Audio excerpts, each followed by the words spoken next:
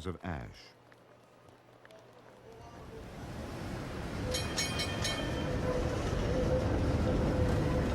Life goes on for a people living in the shadow of destruction.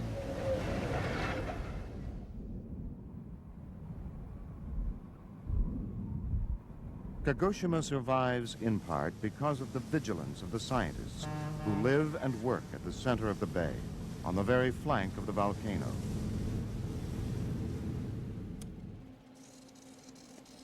Here, every fluctuation of the volcano is carefully monitored by a team of volcanologists headed by Dr. Kosuke Kamo.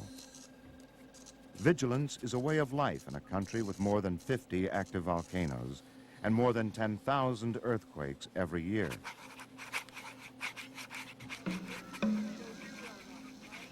In the Great Tokyo earthquake of 1923, more than 140,000 people perished, mostly from the fires started by the quake.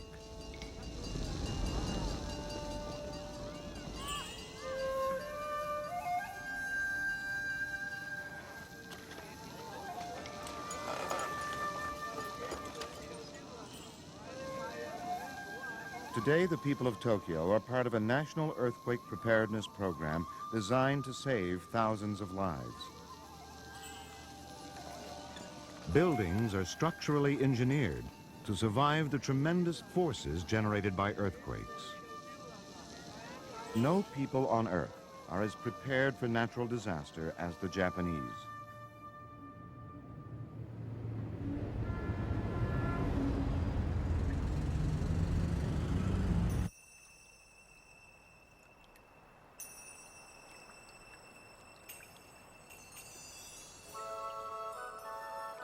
Humans are not the only primates adapted to life on the Ring of Fire. Heat from volcanic sources warms the hot springs of Nagano, allowing the Japanese snow monkey to survive as the world's most northerly species of monkey.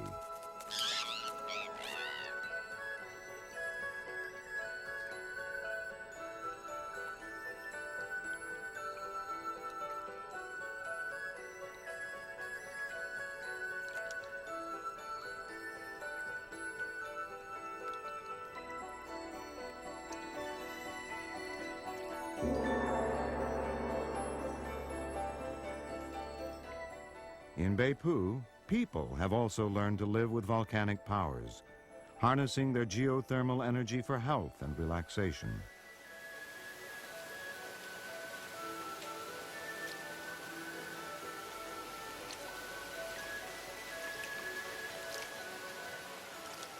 The therapeutic hot springs of Kirishima and the lava sand baths of Beipu have become popular health spas, a respite from the relentless pace of modern life, which in Japan is always just a step away.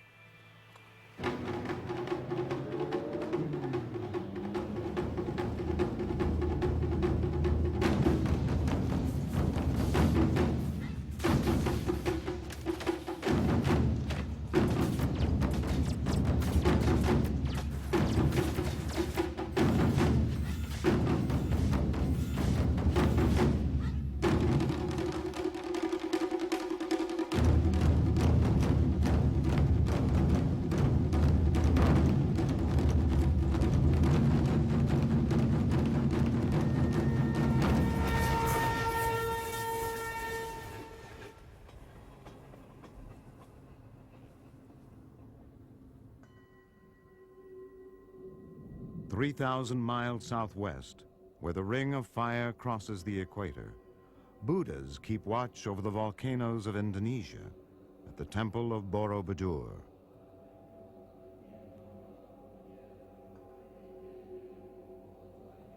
Writer-anthropologist Lawrence Blair has lived in Indonesia for many years, studying the ancient bond between its volcanoes and its people.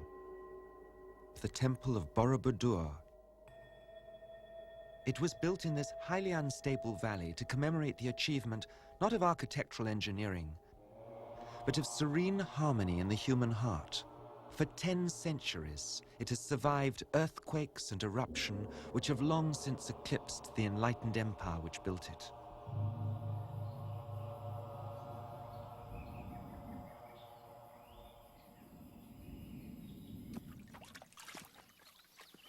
For Indonesia is the most fertile and eruptive nation on the planet.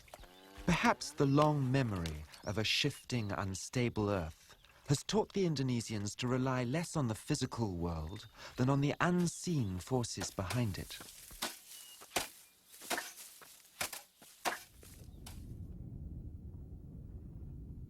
Deep within the crater of the notorious volcano of Kawah Ijen, there are those who seek their living directly from the cauldrons of hell.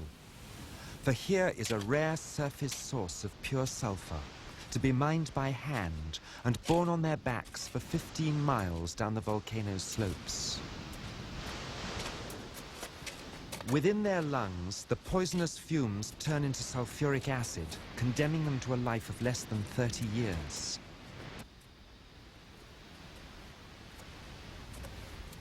Still, they accept Kawah Ijen's terms, grateful for the volcano's gift, confident of their destiny beyond this world of shadows.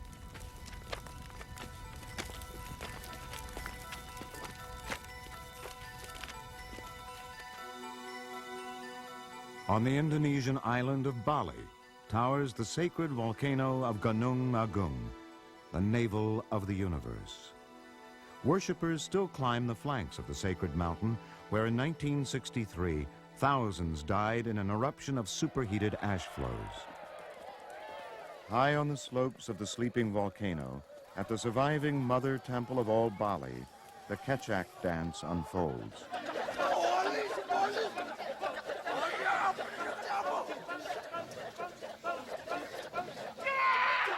A ring of fire pulsates as a single organism that is soon divided by strife. Two god-kings emerge, leaders of the warring opposites. The king of the monkey people and the king of the demons.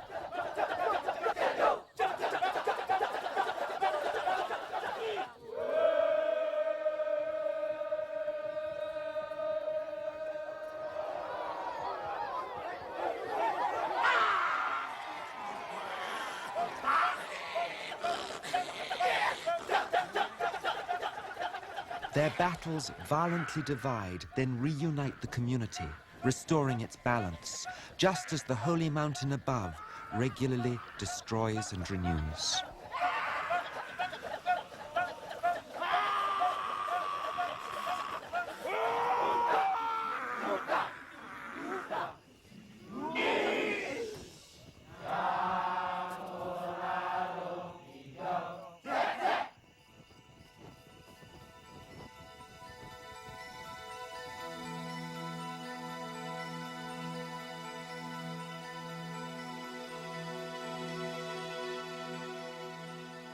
The rich, fertile land, which is the wealth of Indonesia, is a gift of the volcanoes.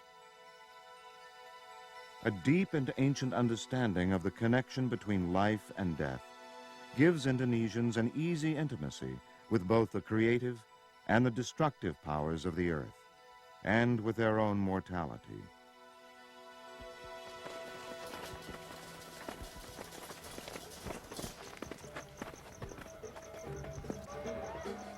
In Bali, even the bodies of the dead, together with their finest funeral arts, are returned to fire, to god Shiva's purifying furnace of renewal and rebirth.